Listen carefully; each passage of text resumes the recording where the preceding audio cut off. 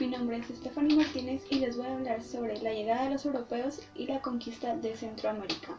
Cuando Cristóbal Colón y los españoles llegaron a Tenochtitlán, pensaron que habían llegado a tierras vírgenes, pero se toparon con que era una gran diversidad cultural. Para los españoles no fue nada complicado despojar a los nativoamericanos de sus riquezas y de su libertad. Les voy a explicar un poco sobre el choque de las culturas. La llegada de los españoles a América dejó como resultado varios factores, tales como notables avances de ciencia de la navegación, la necesidad de encontrar nuevas rutas para poder ir a la India y la rivalidad de las coronas de Castilla y Portugal por el dominio del Mar Sur. El caso Guatemala se dio para ampliar la conquista de los indígenas, lo cual se logró en 1523. Los españoles rápidamente lograron conquistar una gran parte del territorio indígena gracias a su avanzada tecnología. El hecho decisivo inicia al viajar directamente a Occidente, puesto que se comenzaba a aceptar que la Tierra era redonda y no plana como ellos creían, y entonces ya se podía viajar sin ninguna tragedia al pasar por las terribles columnas de Hércules. Cristóbal Colón, junto a otros importantes navegantes, lograron convencer a Isabel II, reina de España, de la conveniencia que tendría financiar este viaje por el mundo, ya que no solo les daría ventaja política sobre Portugal, sino también traería financiamiento para ella y su esposo. Todo acordado, se le dio a Cristóbal Colón en 1942 dos carabelas y un nao, la Niña, la Pinta y la Santa María, acompañadas de 120 hombres que lo acompañarían durante estos 70 días de viaje. En conclusión, el descubrimiento de América fue una expedición fallida a las Indias Orientales, basada en una nueva concepción del mundo.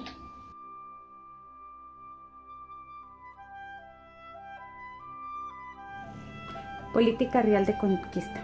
Como muy bien lo indica el Luján Muñoz, al tiempo que se llegaba a América, el viejo mundo aún no se sacudía de antiguos pensamientos medievales, especialmente en lo que se refiere al origen de la soberanía y el poder.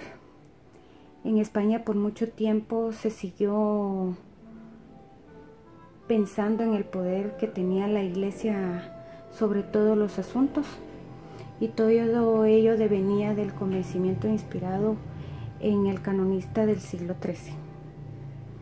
Basados en esa premisa, los reyes católicos de España, temerosos de las tierras y mares recién descubiertos, les fueran arrebatados por sus rivales. En 1943 gestionaron y obtuvieron del Papa Alejandro VI una bula, especie de acuerdo gubernativo, donde se les donaban todas las tierras descubiertas y siempre quedaran al occidente. Esta bula de donación papal fue posteriormente modificada por el Tratado de Tordesillas, celebrado entre Portugal y España. Entre el descubrimiento y la conquista, como no pasó mucho tiempo, el mismo Cristóbal Colón consideró conquistados los territorios en cada uno de sus viajes, pues al desembarcar simbólicamente los agregó a los territorios de España, que como vimos los había obtenido por donación por el vicario Cristo, el Papa Alejandro VI. Una vez superada la corona, autorizó particularmente a quienes llamó adelantados a venir a las Indias para conquistarlas. Esto se hizo por medio de una celebración de especies de contratos denominados en aquel tiempo capitulaciones. En ellos se dejaba todas las tierras descubiertas,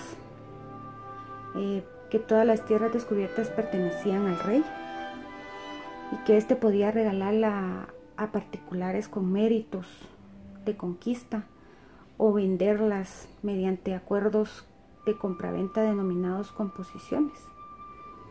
En ellos se especificaba que periódicamente deberían enviarse un informe al rey relatando los incidentes del descubrimiento, conquista o evangelización. Motivaciones de los conquistadores han sido 4: búsqueda de riqueza fácil, ansias de gloria, deseos de aventura y compromiso de diseminar la religión católica.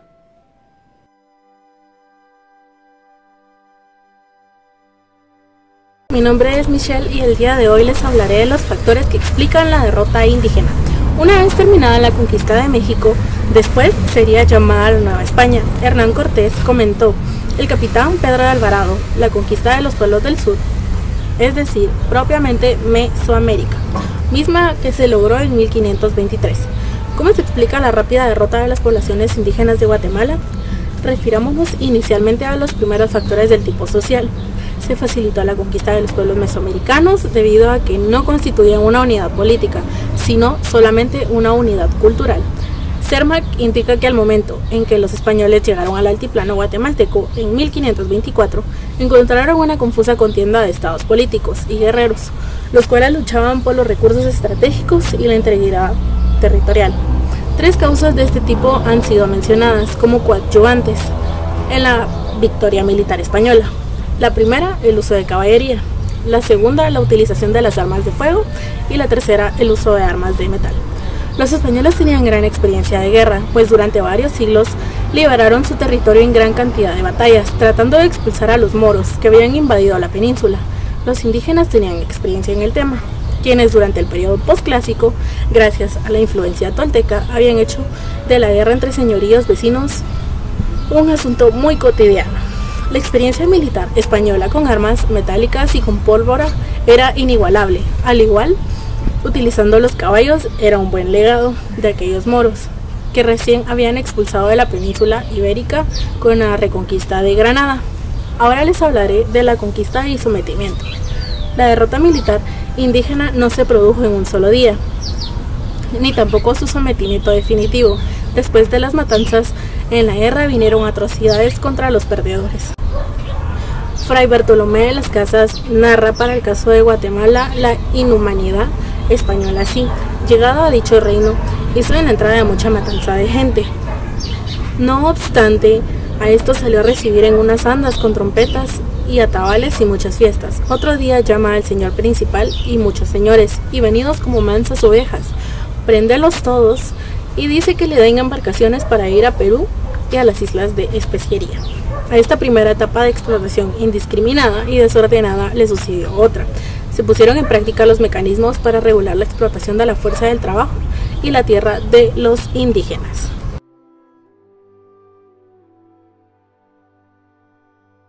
Un poco acerca de lo que dice la primera carta enviada por el señor Cristóbal Colón a Tesorería de Aragón como parte de su primer viaje efectuado en busca de expandir las rutas de comercio de España. Él en su carta menciona que luego de haber pasado unos días en las Islas Canarias, él sale en busca de las Indias. Y sí, efectivamente, 20 días después, él toca tierra. Él en su carta describe que es un paisaje que nunca antes habían visto. Dice que en el lugar se encuentran árboles que nunca antes ellos habían observado. También montañas enormes, tierra fértil para cultivar.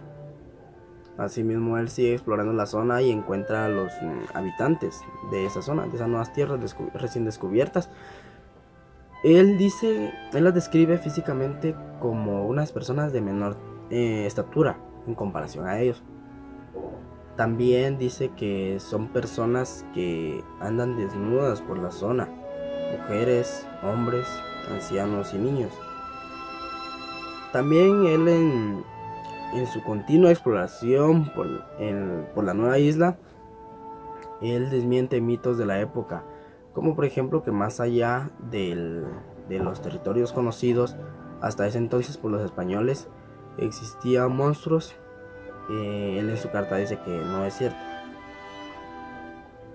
Asimismo menciona que las personas del lugar son personas muy amables, se portan muy gentiles con ellos, porque a raíz del asombro de que ellos nunca habían visto personas vestidas de esa manera y los navíos en los que ellos habían llegado, entonces estas personas llegaron a considerarlos dioses. cosa que don Cristóbal Colón vio favorable para su evangelización, puesto que eran unas personas muy pacíficas y ellos querían colonizar la zona a través del cristianismo, de la religión que ellos profesaban en ese entonces.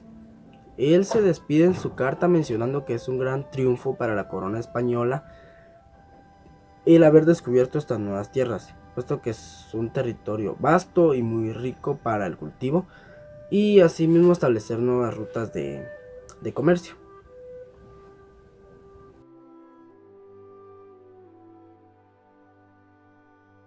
Relató a la batalla. La carta relaciona la conquista más allá de Salamá, en el río Malpaso. Según Alvarado, fue donde se libró la primera batalla de la conquista de Guatemala. Según el libro de Recinos, los españoles vigilaron a los indígenas durante 2 días consecutivos.